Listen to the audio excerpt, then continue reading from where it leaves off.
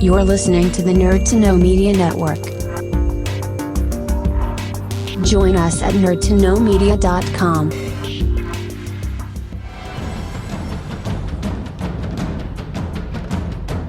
Broadcasting from the Blanchistan Center, this is Phoenix FM. The internet is a communications tool used the world over where people can come together to bitch about movies. According to the Nerd Index, you should be upside down in a junior high toilet around the clock. This is We're going live! Time goes in, time goes out. Never miscommunication. It's over 9,000! My name is Foxy. The balls are in there.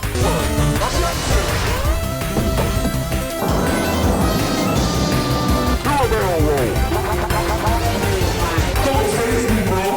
It's a trap. I'm a firing believer. Time to Hey, Charlie, wake up! Oh, God, oh, man.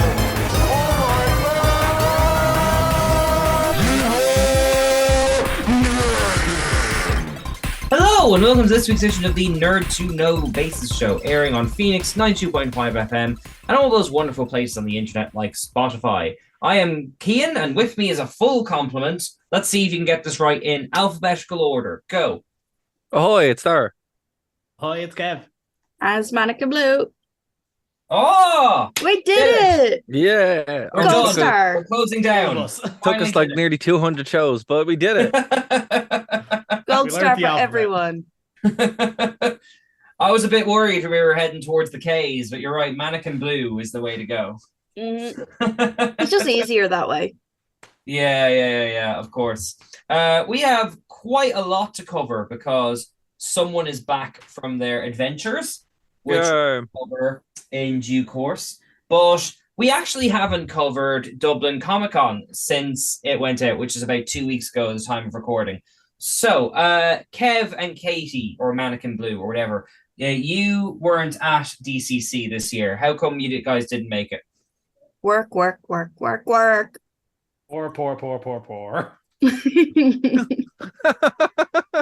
The Penguins were busy.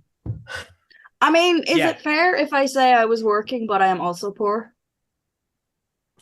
Well, Welcome to the vicious cycle. that's Mhm. two good reasons, really.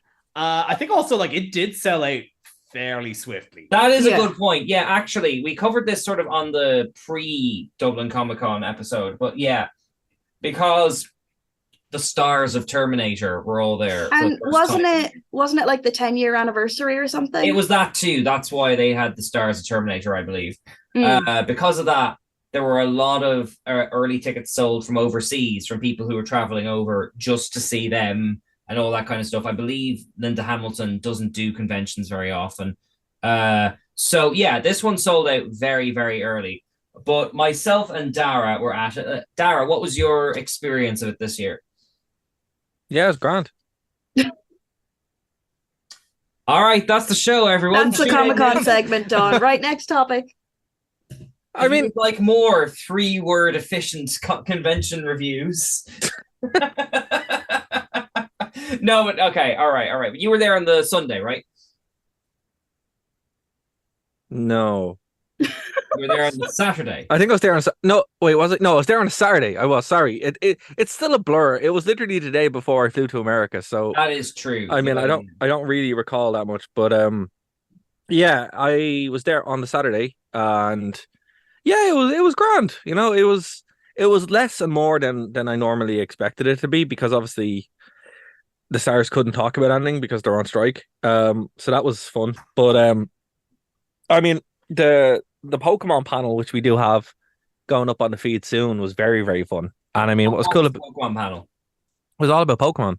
I know, but more specifically. Yeah, so the voice of Ash Ketchum was there. Ah, yes, of course. I missed that one, unfortunately. It was very good. Well, if you missed it, ladies and gentlemen, listening to the podcast, it's going to be up on the feed soon. So there you go.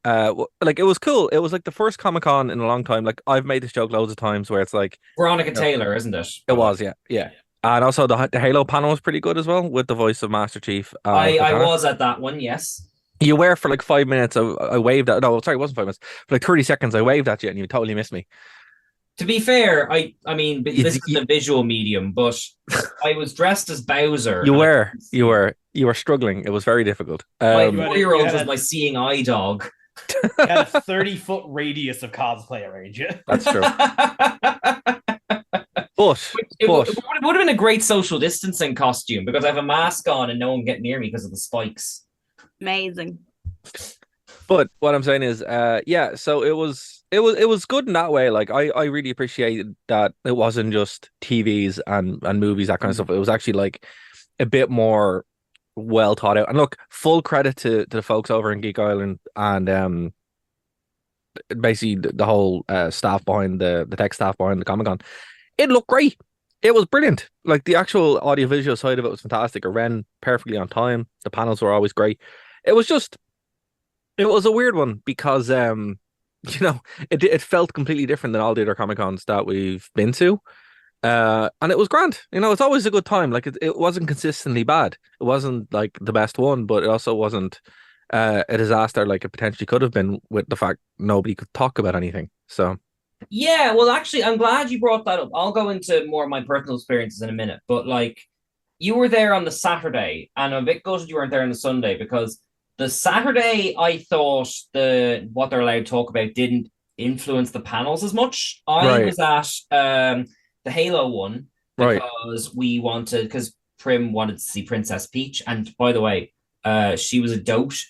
I'm not sure if you caught it, Dara, but she actually like gave like my daughter a message in the voice on stage. Oh, that's unreal. No, I didn't. Which was I plan to make it into my ringtone. It's very nice. But anyway, they were allowed to talk about Halo in that panel. We came back later for James Marsters' Spike. He was allowed to talk about all the things he was in, like Buffy, Smallville, all that jazz. So it didn't feel like there were many restrictions on the Saturday. The Sunday was a completely different ball game. Before I get to that, like what were people not allowed to talk about in your experience on the Saturday then? Or like what was your experience like of noticing that? I mean, well, basically, the actual like main panels with the actors and they didn't talk about anything. But like I was at the Halo panel, they were allowed. Yeah, no. But Halo is video games and comics and stuff like that. It didn't affect that. Same with anime. It just seems to be specifically with the movie, with film, film, and also with TV shows. Because is it the Screen Actors Guild or something? Is it's something like that. Yeah. So U.S. Screen Actors. Yeah. So you wouldn't have noticed it at all. Like again, and I only noticed it because I was aware of it, but it still made up for it. He still had enough, and I think that's one main takeaway from here. And it's credit to DCC again. They always manage to run a great show. But the key takeaway here, I think, for anyone running anything like this, have contingencies, like have game people there, have anime people there, because if something like this happens, you're kind of screwed, That's just it. Well, that's why I kind of wanted to ask you about that, because the two panels I was at on Saturday I missed Veronica Taylor, unfortunately. We were at the Halo one and we were at James Marsters from Buffy, and they were allowed to talk about everything they were in, seemingly without restrictions. I think Marsters even talked about the Dragon Ball Z movie, even though he's not supposed to, like that kind of stuff. It seemed fine. Sunday was a completely different ball game because we saw Christina Chong from Star Trek Strange New Worlds and then the Terminator panel. And God bless everyone involved, but poor Christina Chong couldn't talk about Star Trek. And thankfully, she had just dropped an album, so they just made it about the album. But oh my God, I felt so bad for poor Olivia interviewing the three Terminator actors because they weren't allowed to talk about any films, Terminator or Aliens. They were just allowed to talk about their careers before that. And like she told me, like kind of after the fact, she's like went out there and went, "What's your favorite kind of biscuit?" And one of them went, "What's a biscuit?" And I went, "Oh God." Like it was, I didn't stay for the whole thing, but it was like you could definitely feel the strain of the regulations most on the Terminator panel because they all come there to talk about Terminator. and everyone was doing the best they could. And I think it's Michael Bine. He was trying to express that his favorite filming experience was actually Aliens. So near the end, because I was waiting to do the costume competition, near the end, he goes, well, as much as I enjoyed that film we're not allowed to talk about, I preferred working on that film that James Cameron also did that we're not allowed to talk about. And the thing I liked about that film, he goes, oh, F it, Aliens. And that just got like a huge cheer. And if he gets in trouble, that's why. So I think they did the best they could. The stars were all great. Everyone running it was great, but more on the Sunday than the Saturday, those limitations started to creep in. So I'm glad that like it doesn't seem like it kind of interrupted your experience much on the Saturday, did it? No, but I figured that was going to happen anyway. I know, but it's like I figured that was going to be the part of the core, like So I was just like, nah, I'm not even going to set myself for failure there. Yeah. Which I mean, I think is. Oh, to be fair, Michael Biehn, I would have just talked to him about Blood Dragon for like 20 minutes. Blood Dragon's class. I mean, just talk about that. Like, you're like, hey, man. Yeah. Now I can't talk about Alien or Terminator, but Blood Dragon, that's a video game. You talk about that. Interestingly, I met one or two of them, and they were allowed to talk about it like off the stage. That was fine. It was just on the stage where like microphones and stuff were involved. That seemed to be like an issue. Like. Yeah, it's the kind of the bottom line is that like by paneling and by talking about it in a very kind of public space, it'd be advertisement for the movies in the studio. Yes, I understand that. Yeah. But no, I mean, like I enjoyed the whole weekend. We went as the Super Mario family, the four of us, including the baby. And I could barely see, but that's my own fault. So yeah, no, we had a lovely time. I thought that it was very well laid out for something that was sold out. I didn't have any trouble getting around, which again, like, unfortunately. Oh my God! You know what? Sorry, Keane. Look at this thing on my back. Like, Keane, you bring up a phenomenal point, and I'll let you jump back in a second. But sure. No, you go first. Go on. I have to say, this has been one of the best experiences in that sense I was ever at Comic Con. Oh yeah, because whatever way they did it. You were not like, okay, the last time we were there doing our panel, it was shoved in. It was horrific. Yeah. People smushed in together. It wasn't as fun as it should have been. This time around, they got the balance quite well. Well, yeah, they probably reduced numbers, but you can walk around it. You can see everything. It's a much safer way. And I don't mean that in like a COVID way or whatever. I mean, like literally like, it's safe. Like you're not on top of each other the whole time. You're actually able to enjoy it. And look, I wasn't consick after. You guys know this better than anybody. I always get incredibly sick after conventions. Fine, So yeah, I say fair play. No, you're absolutely right. You know what I think helped though? It's because half the people there were in the queue for is it Linda Hamilton? Because there was all day, God bless them. They were either the three of them were together signing things or doing photo shoots. So I was able to walk right up to Christina Chong and James Marsters, and I'll look up her name now, the actor who played Princess Peach, because there was like a 4-line queue for the Terminator people. So I imagine they had whoever went to meet them had a completely different experience. But just spent all day in queues. But yeah, I thought it was like one of my favorite cons. I had a lovely time. I thought the artist alleys were great. The vendors were great. They had loads of cool stuff in the hall this year, like Muppets, and they had loads of Terminator robots about and all that. They changed up the costume competition running, which I wasn't mad about, but I imagine that would only affect very specific people.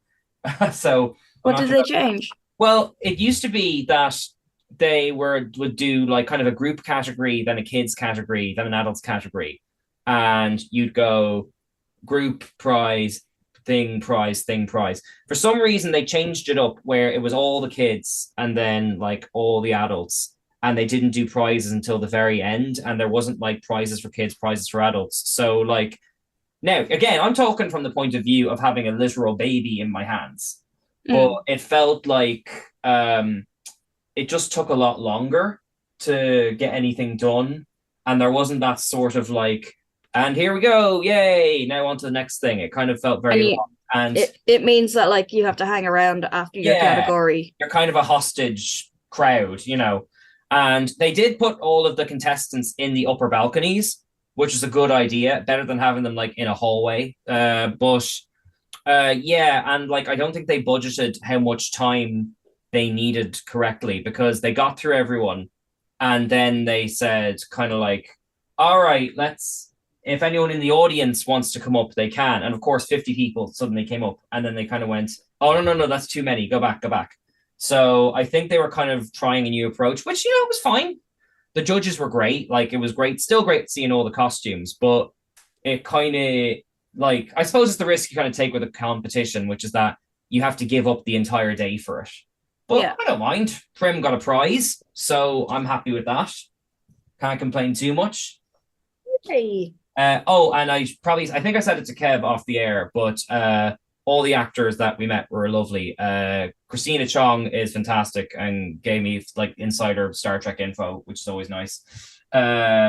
Which actually we speculated on the podcast a few weeks ago if any of the singing ones were auto-tuned. They weren't, apparently.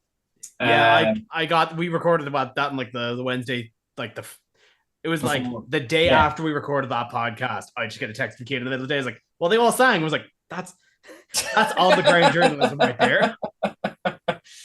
Yeah, no. We had a fantastic day. No, it was a fantastic. It's always a fantastic time. So yeah, I mean, like, glowing recommendation for Comic Con as always. It's funny actually because I was talking to one of the other, like they have featured cosplayers.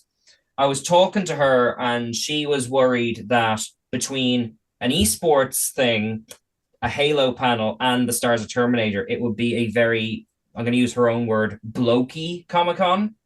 But if that was the case, I didn't get the vibe. I thought there were loads and loads of families who all seemed to be having a lovely time. So yeah, I thought it was great. I'd go again in a heartbeat. Yeah, no. Listen, that would never happen at that Comic-Con. It's not that mainstream. Well, never say never. Like, you know. No, if anything, you'll just have a more and more watered down experience of what a Comic-Con is, which is because obviously it's for families, right? Yeah. So it's mainly it's always going to be a family day out, which is what, as much as I like DCC and I do, it can be a very watered down experience. Like, you know, it's not an anime convention in the middle of Cork. That's where you get the real. Yeah, that's the sauce. That's the sauce. Yeah, I mean, and I think that's kind of the charm of DCC, though. You know, I mean, no matter, they could put anything there. Like they put wrestling there, and it still didn't change the dynamic of it. Yes, you know? at least the second one in a row where they put a whole bunch of wrestlers next to a whole bunch of real, actual owls, and somehow something didn't kick off. It's true. Yes. I don't know why nothing is kicked off. You've got all these give it time. Give it time. In costumes next to actually easily frightened birds. Give it time. All right. Well, because I brought up, I am so sorry. I'm going to have to look up the actor's name. But because we brought up the actor of Princess Peach and Toad, that is kind of a nice segue into Mannequin Blue. I believe you have a topic you want to talk about. Yeah, so we had some interesting Mario news in the last couple of weeks. The official voice of Mario, Charles Martinet, is stepping back. Yes, it was announced. Who me and the family met the year before, actually, bizarre enough. Is there any particular reason why he's stepping down, or? They haven't said. They basically just said he's stepping back as the voice of Mario, so he's not involved in the new Mario game coming out, Mario Wonder, but he is going to be a Mario ambassador. What does that mean? I'm not 100% sure, but I'm assuming it's something to do with like traveling around and promoting Mario. I think the conjecture, I think, is that like he can still go to conventions and still be me a Mario. Yes. Sorry, Jen Taylor was the Princess Peach actor at Como. Sorry, I had to find that. Of course. But she was lovely. Yeah, so, like, have they announced who is stepping into the role then? Yeah, sure. Not that I've seen. Okay. But, like, we do, because we do have, there is, Katie had mentioned, Super Mario Wonder is coming out not terribly long. Actually, I think there's going to be a direct for it over the next day or two. Yeah, there will be a direct soon, and they're going to do about 15 minutes talking about it. Imagine if it was Chris Pratt. But they probably actually announce it then. I was just going to say, I hope it's Chris Pratt. Well, let's do a quick Google search. I just did. Actually, they didn't. They haven't announced no clear answer immediately. So, who's voice acting in Mario Wonder?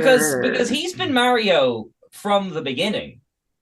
Like with Jen Taylor, because I asked her, she stepped into the role that someone else already had. Like, he's been Mario and Luigi and Wario and Waluigi pretty much from day one. So it's going to be kind of like, to quote The Simpsons, big shoes to fill, Yeah. And we know who can fill them. No, we don't. Chris Pratt. Absolutely not. Absolutely not. This is the hill I will die on. I liked the movie, though. I did too. It was okay. It had the nostalgia factor and it was pretty, but there was very little else. There's very little Mario in these mats. There was very little Mario in the Mario movie. We kind of talked about this off the air last week. He got sidelined quite a bit. Like, for an Illuminations film, I was expecting it to be more Minions-y. But apart from, like, the pop songs, which I felt which were unnecessary, it did feel like a solid Mario movie. Like, It did and it didn't. It had a Mario skin. And the characters were all there, and all the references were there, but it didn't really have a Mario storyline. Yeah, but you kind of have to change it into a story where people talk and stuff. Yeah, but just I don't know, in terms of plot and stuff, it was kind of more them stringing really pretty scenes together. Yeah, well, I think I was kind of bowled over by how pretty it looked more than the substance of the story. Yeah, that's fair. And like Dara was saying, there was very, very little Mario. I don't know. If you make it a weird 80s sci-fi crime drama, I thought it was a blast. I mean, I just think that everyone needs to apologize to the Bob Hoskins movie. You're absolutely right, Katie. Everybody does owe that. Listen, he might not remember filming a single second of it, but we all owe Bob Hoskins an apology. He's dead. He is dead, yeah. We go to his grave. You know what his last film was? Son of the Mask. Oh no! Oh no! God. He made how long it's been? Odin, if I don't say so. He made myself. bad decisions. He made bad decisions. My favorite quote is still forever him after accepting the role. His kids playing, he's like, "Oh, you're playing Mario," and they pull up the screen and see the jumping guy, and he looks at him and is like, "I played King Lear." Oh my god! That movie's a treat. It's on Prime. Go watch it. Great movie. Great movie. It's awful. It's great. Oh my god, that's brilliant. But before we're going to move on, I believe there's other famous voice actor news, which is also kind of unfortunate.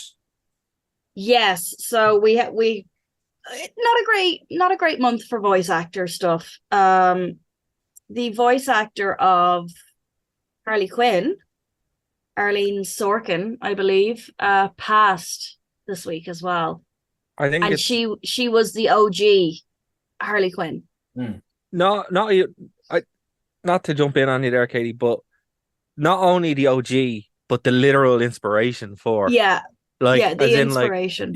As in, Paul Dini saw her on TV, literally wrote the character based on her, and she was very much not without her there would be no Harley Quinn, literally. Well, this is what I was going to ask, because I saw the original Harley Quinn episode, and she is kind of just one of the Joker's minions. She doesn't kind of arrive fully formed. I assumed that the voice actor did a great job, and they're like, "Oh, we've got something here." You're saying it was the other way around, Yeah, no, there's sorry.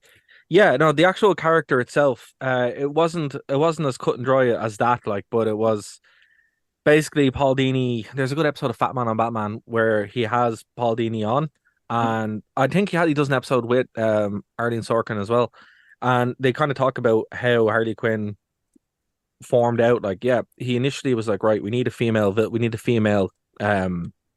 henchman, basically. And they had it, and then they realized, wait, we can actually do so much more with this. Got Arleen Sorkin in, and she really kind of expanded it out to what it became. Okay, yeah, because like it's easier to get. She is a creation of the animated series, isn't she? Yeah, no, Yeah. absolutely. Of Paul Dini. Completely.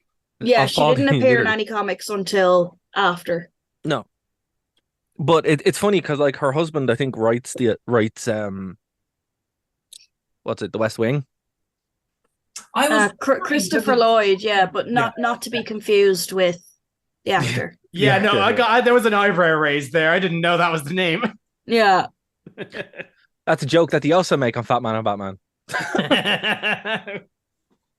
Yeah. So, but she was obviously the inspiration, the OG Harley Quinn. She voiced her like all the way up until now, pretty much. You know, cartoons, movies, video games. Tara Strong took over a little while ago. Yeah. From her, yeah, but you're not wrong. You are right. Like it's for the most part. Like I think married to Christopher Lloyd. Well, what? Not Doc different Brown. Christopher Lloyd. Not Doc Brown. Yeah, different one. Different one. But yeah, I don't know if she'd done any Harley Quinn, but I think because she was in the Arkham games. Yes. Right. Was probably the latest she's. Wasn't Tara Strong the? Yeah, she took over. She took over. She took over for a short while, but I think they got Sorkin back in for the Arkham, if I'm not mistaken. Right. Yeah, as far as I'm aware, she was involved in the Arkham games. But yeah, no, that's a damn shame. Like that's she. For like a rogues gallery as iconic as Batman's, to have someone make that jump from Paul Dini's like TV show, like everything about like Sorkin's performance is simply iconic. Yeah.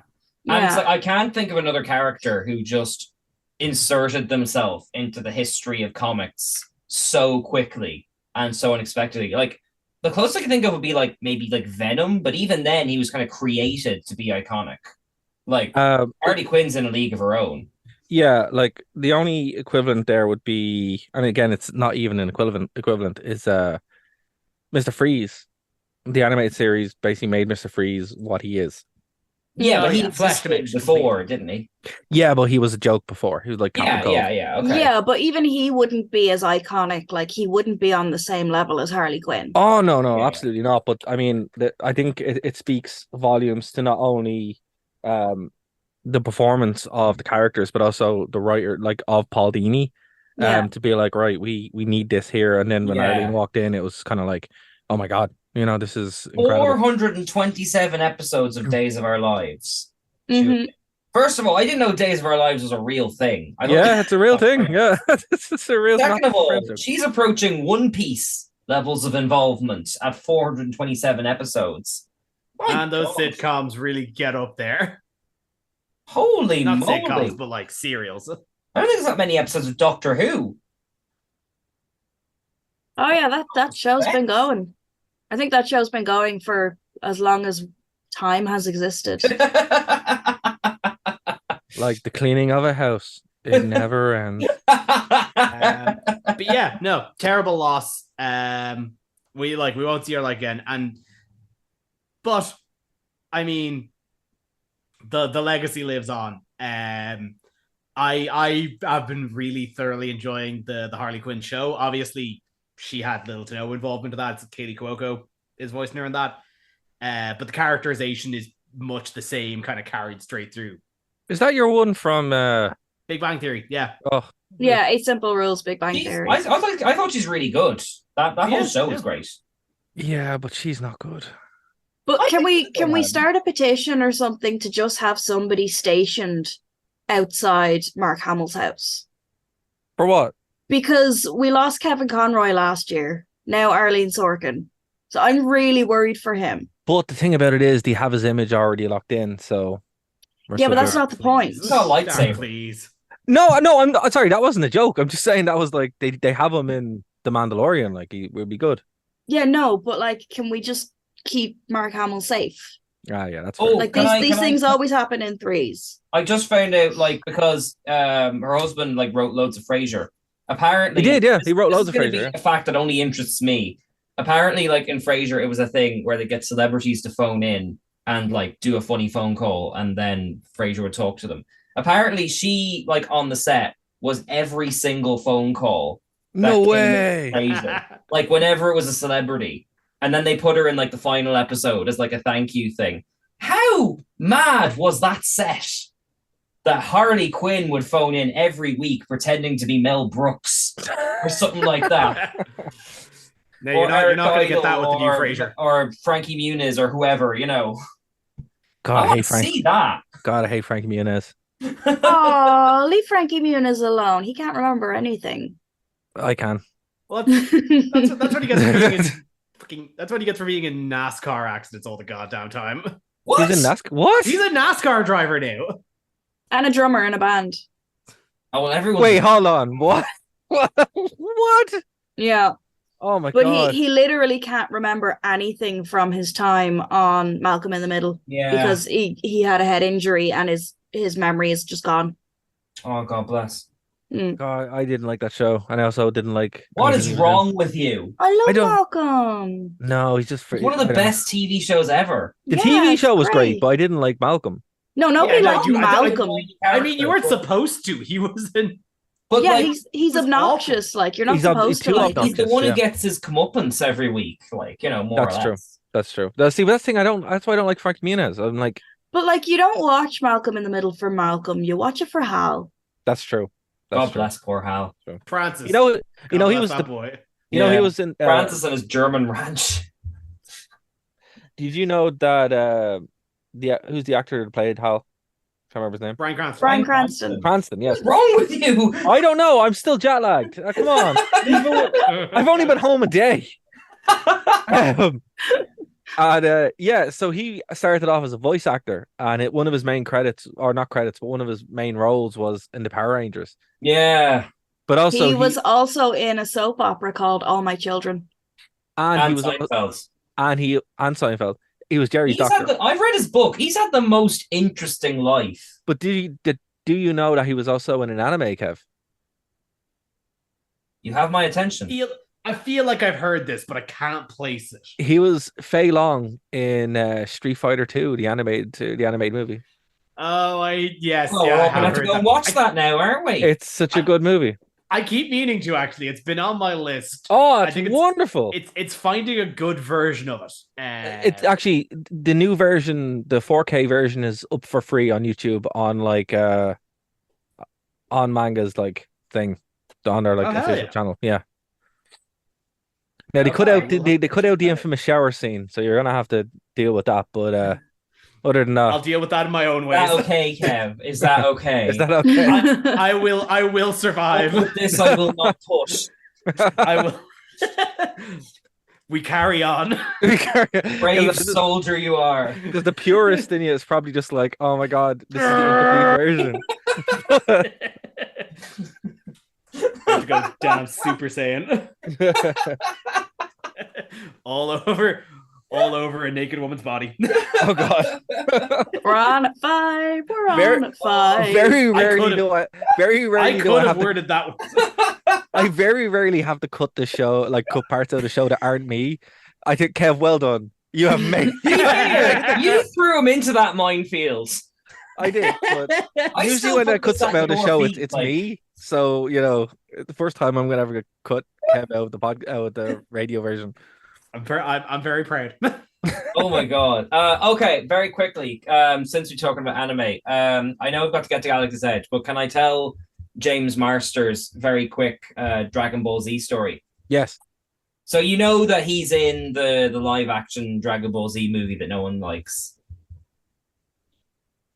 Sure. I like it. No, I've actually never seen it. Who I've never seen it. A green character? Is it Gohan? Is he Piccolo? Yeah, Piccolo, sorry. I never watched it. So yeah, he was in it and he wanted to be in it because there was a very famous martial artist, stunt coordinator or fight choreographer or something like that. So he's like, all right, this seems legit. And I will paraphrase because you can probably just go and listen to it. I'm sure it's on the Geek Ireland or Dublin Comic Con website somewhere. But basically, as he started filming, the warning signs kept coming up and coming up and coming up. that something was off about this. So eventually, the day comes out that it's in cinema, and he takes his 2 kids to go see it in cinema, and he knows that it's going to be a bomb. So he goes in, and the entire cinema is packed, and he's like, "Oh, this is wonderful! Loads of people turned out to see it." And then, like, he kind of went up to one of the teenagers, like, looking for a seat, goes, "Are you really here to see Dragon Ball Z?" And the kid says, "No, this is Fast and the Furious. Dragon Ball Z's across the hall." And they go, and so he goes across the hall, and there's like 7 people in the cinema, including him and his kids. Oh, God bless. I'm just looking, because I haven't seen the movie. I'm just looking at stock images now, and his Piccolo is horrific. Well, his performance is great. Oh no, I'm sure it was. It's just like, goodness me, fair play to him for letting them do that to him. I feel really bad for the main character's Goku, isn't it, Kev? Yeah. The actor who plays Goku is like always like the first person people like throw on the thumbnails whenever someone does a umpteenth YouTube review of it or something like that. But like, he turned up in like a Doctor Who Christmas special, and like, he was brilliant in it. And I had to go to my brother, like, you know who that is, right? So I feel, so, you know, like, at least James Marsters was like famous and kind of I feel bad for the actors who may have lost work over that, you know? I have an idea. We're going to announce the next panel here for somewhere. Live reaction to Dragon Ball Z, the movie. Well, everyone there we go. I think we're going to do that. We missed our chance to do it with James Marsters. Well, we just thought about it now. We can go back in time. We have a time machine. I have to actually watch the real Dragon Ball. He'll be back. He's been to Comic Con before, and he'll come back again. Exactly, yeah. No, Cian, no. No, Cian, I need you to go in blind, knowing nothing about Dragon Ball. Just go blind. That's the best way to watch it. I want you to watch Dragon Ball Evolution and then explain Dragon Ball to me. Yes, I want this. Oh, this we have to do that. We totally will. All right, well, now that death sentence has been put in my lap, I believe, Dara, you want to talk about Galaxy's Edge, don't you? Oh my God, right. So I was away in Orlando for a while. It was great. It was good to kind of get away for a while. Luckily now as well, because there's a really bad hurricane now at the moment, so I think I picked a good week to go. Why do you leave chaos and destruction in your wake wherever you go? I don't know. I just seem to just miss it. I just call it. It wasn't, to be fair, this time it wasn't hard. It was Florida. That's true. Florida chaos and destruction is kind of their deal. But the weather, the weather is insane. Like over there, it really is. It can be like thunderstorms and then like buckets of rain and it just stop. It's wild. Anyway, so the reason why I went over was for two things: Epcot and Galaxy's Edge, because I love Epcot. I think Epcot's What is wonderful. Epcot? Oh man, Epcot's like the best place ever. It's it was supposed to be a futuristic city, but now it's not. It's mainly a place where they have like different pavilions. So they have like different parts of the country, like Norway and Italy, and it's fun. But I just think it's wonderful. And also they hold like food things there, you know, like there's a food and wine convention happening there because of all the different countries. We have an Ireland pavilion, guys. We finally made it. Woo! You can get Kilkenny beer. Oh. Bad Guinness. Oh. Or you can get like steak and kidney pie or whatever. No, what's it like? Potatoes and like steak. I feel like that is now like the international pastime of Irish people, just judging the head on a pint of Guinness. I didn't even try. I just went for a Kilkenny because it was like way nicer. So I mean, yeah, Kilkenny's not bad. It's really not bad. No, it's really you don't get the full all-rounded Irish experience of bad Guinness and bad coddle. I'm amazed they didn't make a coddle, which is what they should have done. I think that would have been a lot like better. Ham and cabbage. Or yeah, it was just a weird choice. It was like they kind of went boiled halfway. Taters. But it was right beside the England like land that they have, and like they got a full land and we get a little cottage, and it's like, lads, that seems about right. Yeah, I don't know. They could have had like a little bit better, but anyway. So the real reason why I went was for Galaxy's Edge, because I was like, look, I have to go to it, and you guys know that I do not like the sequels at all, right? Do not like it one bit. Really, you've never brought it up? I've never brought it up once. And I like, I'll be honest with you, if you're anyway a Star Wars fan, this is like, you just have to go. It's amazing. It's like, it's so immersive because I did the Harry Potter thing as well, and like someone called me a muggle and I got sick in my mouth. Just like Did someone repulsion. call you a muggle in Galaxy's Edge? No, this was in Harry Potter. They all refer to people as muggles, and it's like, oh, it's gross. But I mean, look, a direct comparison there. I was like, it only hit me after I had been to Galaxy's Edge. I'm like, oh, people probably have that for Harry Potter as well. Fair enough. They're wrong, but okay. And I was just like, okay, and like that's pretty cool, and it's immersive to an extent. But like, the Harry Potter thing, it's like it feels like people are working in a theme park, right? And some of them are in character. In Galaxy's Edge, everyone is in character. Like the whole place just like is in character. And it was just great. I mean, the direct comparison is, it's going to be different things, and it's not amazing. It's incredibly expensive, but it also is amazing. The rides are pretty cool. You can ride the Millennium Falcon, which is amazing. You can drive the Millennium Falcon, which is very cool. And you crash the Millennium Falcon? No, it just lands badly. But you can do the Rise of the Resistance, which if you haven't looked it up, look it up. It's a 5-part different ride that starts off in one place. You end up going into a Star Destroyer, walking around the Star Destroyer, and then escaping the Star Destroyer. That does sound cool. It has full-scale AT-AT walkers. Oh, I think Star Trek used to do a similar thing where like you're running around the ship and getting in lifts, and then you had to fend off attackers and stuff. Yeah. What kind of environments do you get to kind of go through? But this is what I'm saying to you. The scale of it, you run around a Star Destroyer, but it's a full scale, like there's an army of stormtroopers like just standing there. And it's like a full scale TIE fighter and everything just there. It really is breathtaking when you see it. You need to do like a full scale, like Jenny Nicholson style, like blog on this. Oh, I think I will. Like, I genuinely think I will, because it's just one of those things where you're like, the more time you put into it, the more you get out of it. And I think you can do similar things with it in the Harry Potter land where you get the wand and you walk around and stuff. But Disney have gone one step further and like released an app. So you can end up playing like real life KOTOR where you're doing missions for the Resistance or for the First Order or for a random smuggler. And it's rad. You're just able to walk around like placing security cameras or hacking things or, doing missions or hunting people, or it's just super fun. And then you can build a lightsaber. Again, like there is a financial event, like your money will just disappear. Yeah, I mean, I know we're kind of on the air, but like how much of your year's money has gone on this? Well, percentage wise, I'll put it this way, right? So in order to build a lightsaber, which you can do, because again, like you can't walk up to someone and go, "How do I build a lightsaber?" because they're contraband, right? So you can't do that. You have to go up and then like, on the app you can do it all, but like if you want to ask them, you have to go up and they're like, "Oh, well, if you want to build a bit of scrap metal, you can just set it up for disappointment," and then they give you a whole like stick, but it works at about €250. That isn't as bad as I was expecting, actually. A custom made lightsaber on the internet will probably come around the same. But see, it's not That's just for the lightsaber. Yeah, so it's not just a custom lightsaber. It's like you pick a specific like build, or like type of build you want, and then you build every individual component yourself. So it's completely custom, down to like the crystal.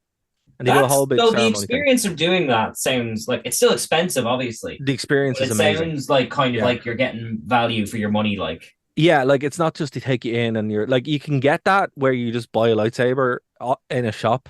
Right. And that's like, you have like an antiquity shop, which is pretty cool. Like they have like on the wall, they have like loads of different like Easter eggs and stuff. It's really fun. Yeah. But, to get the actual real experience, it sounds like it's a lot of money, and it is, but it's actually unbelievable. And then like you can go to the cantina, but you have to make a reservation. And then you're there and you have a whole big, like when I was there, they were doing a press event for Ahsoka. So that was very weird because there's just all these people running around with like, mid-tier white lightsabers getting drunk in the cantina, which was probably the most. Yeah, I was at the Dublin Ahsoka premiere. I'm going to talk about that next week. Yeah. No, dude, but I mean, this was like the one that was run by Disney and it was filled with vloggers, which I didn't know because I was just there. Right.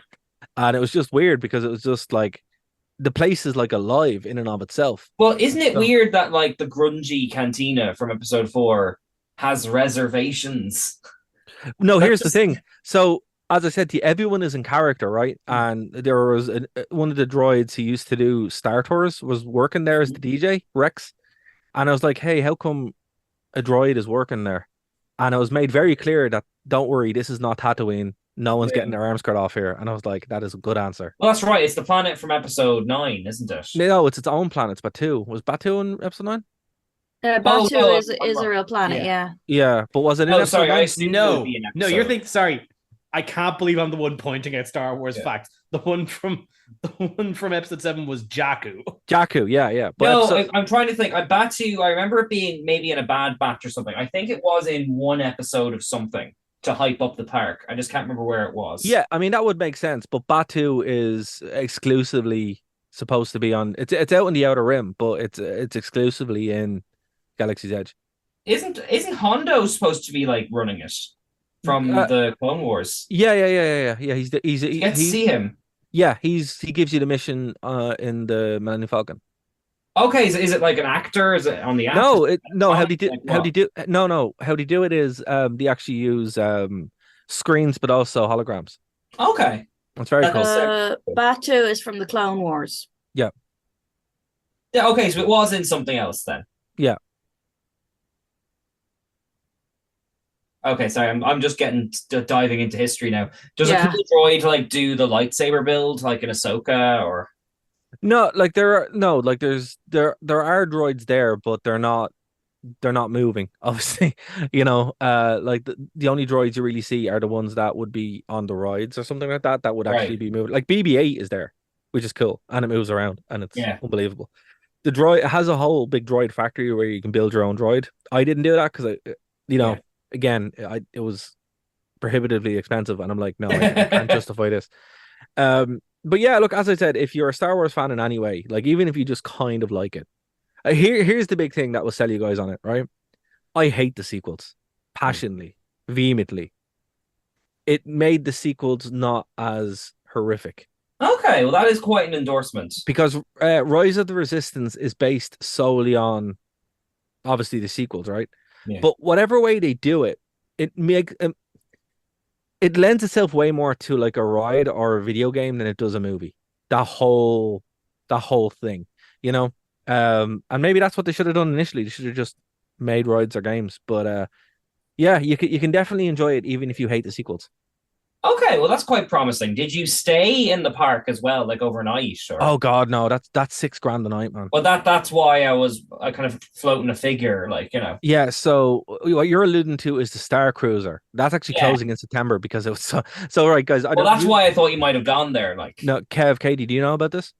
I do a little bit, but I haven't looked into it because I know Jenny Nicholson, we mentioned earlier, is doing a deep dive on it. Right. So I'll cover the bases, right? So it's a 2-day stay in the park, right? But basically the lore is you get taken up to a Star Cruiser, right? So you're staying in a Star Cruiser and they give you Star Wars robes and you dress up like you're in Star Wars, right? And you stay there for 2 days and you have your own little mission, and then you can go into the rides and do the whole thing, which is cool. And I'll be honest with you, I would absolutely do that, but it's $6,000. Can you raise that much by September? No, I mean, I look, it's $6,000. That's too much money. That's how much an entire trip to Florida cost, and then some. I mean, that's for a family of 4 to go over from Ireland. Like, I'm assuming this is why. Has it gone out of business because it's $6,000? Yeah. Or is it $6,000 because it's going out of business? Like, no, it's $6,000. No, it's gone out of business because it's prohibitively expensive. Like, okay, I don't know. Okay. I don't know anyone except for Jenny Nichols, but obviously she's a vlogger, media person. Yeah. Who could even do that? Like, I mean, look, even if you had the money or whatever, it's still like a grotesque waste of money, in my opinion. Like, and again, I went in and I spent so much money in gas. It's ridiculous, right? And even then, I was like, okay, and this is enough now, But at one point, I was like, I'm just going to keep because you just go in and you go into a frenzy, But with something like that, you're like, no, this is like, it's too much money. It's way too much money, And you can't justify it. You really can't. So I think this is a case of Disney just being that little bit too greedy. But also, again, like if you think about it, that's probably how much it costs to run, because it is a super limited experience, where you have to bring in all the actors, you have to fund it, you have to run it, you have to, what they should do is, and it's good you brought this up, Cian, because it's still there. I saw where it is. It's a big warehouse on the way out. Like, you can see it, they should just keep it as it is and turn it into a ride, which makes way more sense. Or even drop the price significantly. Or like a 2 hour, like I went to a similar sounding thing, like a Doctor Who interactive theater show. Yeah, exactly. That was 2 or 3 hours, and you can just pick your slot. Like it seems exactly like there's a better way to make money off that. Yeah, no, like I was saying maybe do it as a half day, but I think that and then maybe if the hotel be a separate thing, like. Yeah, well, I mean, even take the hotel aspect out of it completely. But if you did it too, okay, so the Star Wars, the lightsaber thing is like an hour and a half. It's $250, but you book your time but in. You seem to have gotten a wonderful experience out of it. Exactly, yeah, and it's the same with the expensive. It's money well spent, Yeah, and it's the same with the cantina. The cantina you have to book, and it's like $60 or $70 because the food and drinks or whatever. But yeah, I think you hit the nail on the head there, Cian. If you have like a 2-hour experience where you can go in and you can do a mission, and the missions are always different, that's how you do that. That's genius. Hire King Disney. Like, get me involved. Exactly. He figured it out. That's how you do it. In exchange for a lightsaber, seemingly. You what? I'll fix your park in exchange for a lightsaber or a BB-8. I don't mind which. Oh yeah, no, the BB-8s are. I've only seen one, and he was just moving around Rise of Resistance. Actually, or a chopper. I'll take a chopper. How much time do we have left? About. Sorry, my phone is super slow. About 7 minutes. If you don't mind, I'd like to offer Kev the chance to finally talk about Final Fantasy 16. He has been trying for about 3 weeks. One thing I will say, though, before I go, I think you're right. I'll probably do like a deep dive thing on the parks because it's been 15 years since I've been there. I have a lot to say. But guys, go over and check out nerdtoknowmedia.com because there's so much content coming there. Because guess what I did on my flight? What? I edited all the shows. Hey! I did my job. Take a holiday. Yeah, I did my job. Yeah. So I'll start saving. Right, Kev, go. Go, Kev, go. Oh, geez. Okay, just tossing me in the deep end. Yeah, so I guess Cian said I've been trying not very hard. And to cap off, if you didn't get your fill of us talking Final Fantasy last week, here's more, because there's 16 of these bad boys now. Oh, I'm going to cover all of them one day, and Kingdom Hearts. I'm working my way through them. I'm slowly but surely ticking my way through them. Whenever I'm not playing 14, but that's a whole other beast. 16. 16, the brand new one, released about 2 months ago now. And yeah, it's the first kind of like mainline series for the past few years, and especially following on from 15, which has become kind of infamous. I quite liked 15. I thought it was really good. Its dev cycle particularly was okay. I always come to these things late, but okay. Notoriously long, and the game I think it's been patched a lot since, but launched notoriously right missing a back third act. So 16 kind of had a lot, like it almost, at least to me, it kind of came out of nowhere. It got announced, heard nothing for about 2 years, and then they were like, well, we're gonna release it next month. And it's okay, like barring a very light delay, came out with spectacle and fanfare. And you know what? They made a video game. I think and especially like this, it's drawn a lot of controversy, which I don't think is necessarily new, because they've entirely scrapped any semblance of turn-based combat. This is that's been gone for ages. That's what I'm thinking. Yeah, like in 13 they basically scrapped gameplay. Yeah, since about 12 even had something kind of even. Well, but sort of the free roaming, yeah, autoplay. But this has taken where I think 12 through 15 had things kind of erring on. I know 15 had a mode you could dip into to slow time and make decisions. Yeah. Anything resembling linking it to turn-based combat has gone. And I mean, that's been kind of on the decline since Kingdom Hearts kind of found a way to match the two. Well, no, this is fully not even that sort of command-based structure. This is full action game. Hitting the sword, just which which was kind of which was basically confirmed when they announced the game, because aside from like a lot of Square Enix heavy hitters in positions, a lot of the 14 developers were put on top of this, who have listen. I could sit here and extol the virtues of Final Fantasy 14 for days. You have previously. I will. But they're great developers. But the key person they brought in was the combat director from the Devil May Cry series. Ah, okay. And that's the direction that we're in now. Right. It's full splash combat. And it's, you know what? For like it being that, it achieves it swell. Like it does it stellarly. And can I ask, in the time we have, like, what is the sort of general premise of 16? Because I've been looking and found nothing. Yeah, the general premise. So they've gone much more back to kind of the medieval fantasy, taking a lot of the throwing a lot of the contemporary stuff and just making it pure knight swords and sorcery. It's like it wears its influence on its sleeve. It is taking a lot from Game of Thrones. It is a darker, grittier take. Or like it is putting that forward that it's a darker, grittier take. Because again, we talked about it last week. Other Final Fantasies get pretty weird and dark.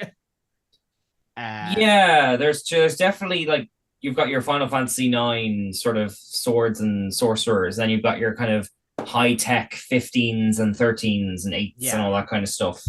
But the big change for 16 compared to any of the others is in how it handles its summons. In this cult, they are called the Icons. Right. In that they are active players in this world, controlled. Basically, they inhabit certain individual people throughout the world. And obviously, as you can imagine, when a person has the ability to at will turn into Titan, who is thousands of feet high and can stomp on a city, that changes the certain power structures of different areas of the world. And you follow Clive, who is the prior's son to a duke of a certain section of this world that in the prologue of the game gets squashed. And you kind of gather magical power and different like elemental icons throughout the game. And it starts as a pretty kind of grounded fantasy thing, but it's a Final Fantasy game, so it does beeline right up to you killing God by the end. You can almost measure a Final Fantasy game by at what point they just give up on the story and go fight God. Usually it's in the middle of the final fight. Oh no, this one does it actually pretty quickly. But how much do we get in before God turns up? But no, the story of the characters are all extremely likable. The combat's so much fun. It is the first game where, because it's right now it's exclusive to PS5. Right. Like they'll more than likely port it to PC later on. But it's the first game I played where I'm like, oh, this could only have been done on like a PS5 and like a current gen console, because the size and scale of things that they get in this game, and just the sheer amount of particle physics just going on screen, and like no lower generation of console could actually handle it. We'll have to buy a PS5 eventually. Darn it. Eventually. And then but I do need to point out the cast are all brilliant. Ben Starrs, Clive Rossfield is great. But there's the Sid in this game is a very prominent kind of member of the cast, and he's got this like deep kind of like growly voice. And he's got this kind of suave swagger to him, and I was like, man, this voice is great. Who is this guy? I gotta look up who the actor is. It's Ralph Ineson. Who? Did you ever see The Witch? No, I haven't. No, sorry. Oh, he's the dad in The Witch. He's like from the same director as The Lighthouse, like. Yeah. Okay. Yeah. He's one of those faces that I've known, and it was just surprising to see like a known actor in that world. But he's great. Okay. I mean, look, you're gonna have to work a lot to try and top the guy who kept talking about his recipes in 13. I think that's still the vocal performance that you don't know about this. No, 13's a blind spot for me. We technically were out of time, so I'll go quick because I know Dara's going to edit stuff out anyway. Yeah, there's like basically one of the ingredients of 13 is that while you're roaming around the world, you can just pick up herbs and stuff. And if you do, one of your party goes, "That's it. I've discovered a new recipe." Oh, that's 50. Yeah. That's it. Oh, is that 15, is it? Okay. Oh, so you do know it then? Yeah. Yeah, and like I love 15 to bits, but they obviously didn't account for the fact that you'd be finding a lot of recipes. And so there's only the one vocal line performance. So like it's just it winds you up to some wonderful degree.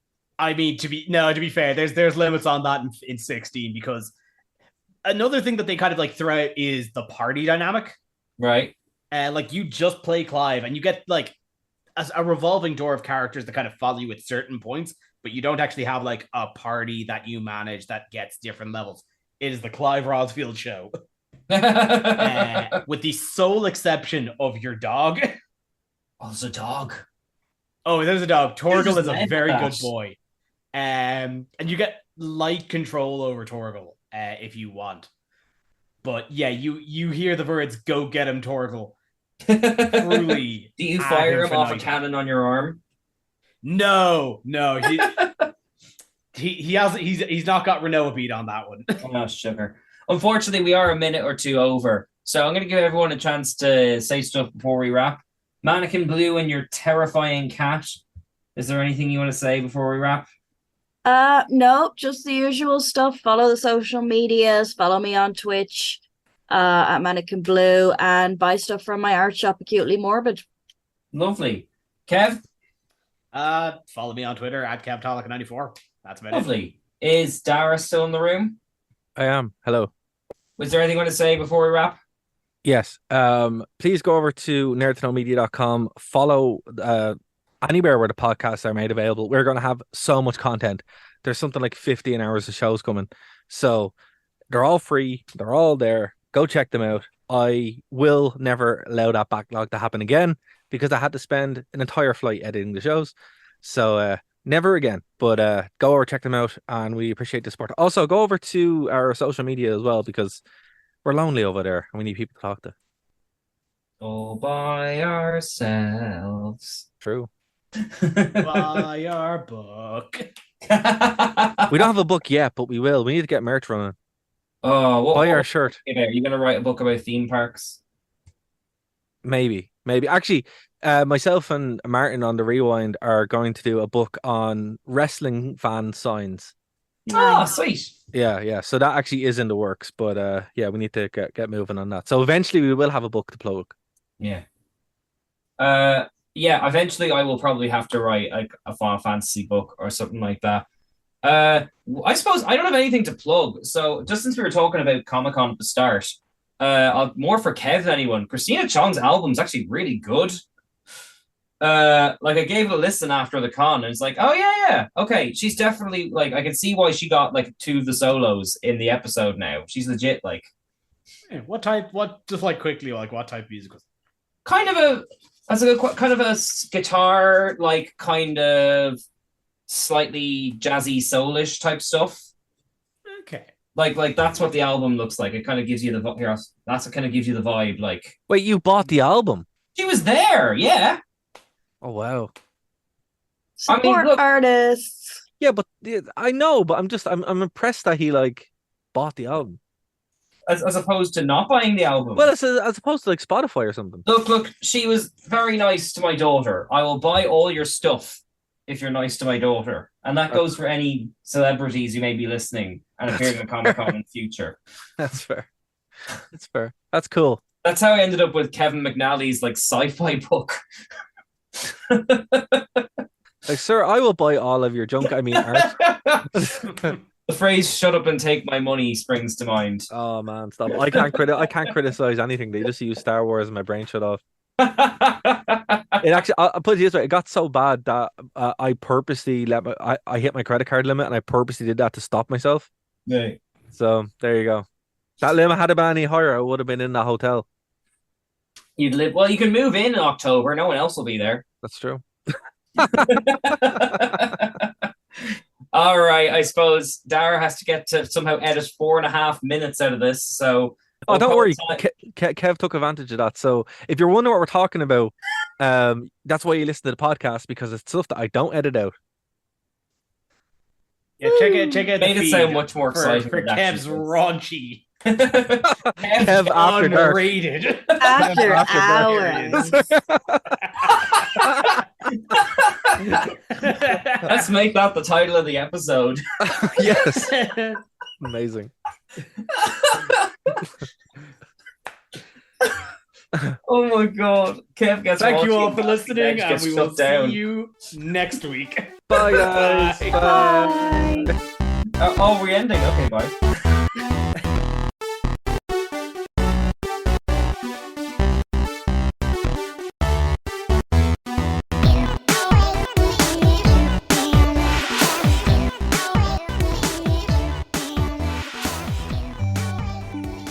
Alright, so you're listening to the podcast, you're like, hey, I'm not in Ireland, how do I get in touch? Well, TuneIn has you covered. That's how you can check us out live when we're on the radio. You go to TuneIn and download the app, or you can check out the live streams on nerdtoknowmedia.com or Phoenix 92.5 FM. If you want to get in contact with us, it's very easy. Nerd to Know Media everywhere. Nerd to Know Media on Twitter, Nerd to Know Media Instagram, Nerd to Know Media on Twitch, Nerd to Know Media at gmail.com if you want to reach out via email. Hope to hear from you soon. Check out the Wrestling Rewind here on Phoenix 92.5 FM every Tuesday at 8 p.m. to 9 p.m. And of course, over on nerdtoknowmedia.com, the only wrestling podcast by wrestling fans who don't hate wrestling. We'll see you then. Hey, Dara, what are you doing over there in Ireland? Like with the freaking leprechauns and everything. That's not cool. You should be over here with the cosplayers. At least then you could, like, I don't know, pretend like you got, I don't know, some kind of thing going on. Yeah, with, you give me a Brooklyn Rage. With you. Dara. Yeah, Dara. Why ain't you over here with Joey? Anyway, we missed you, dude. So, this is Bill Karibo saying, I love it. Thank you for listening to a Nerd to Know Media production.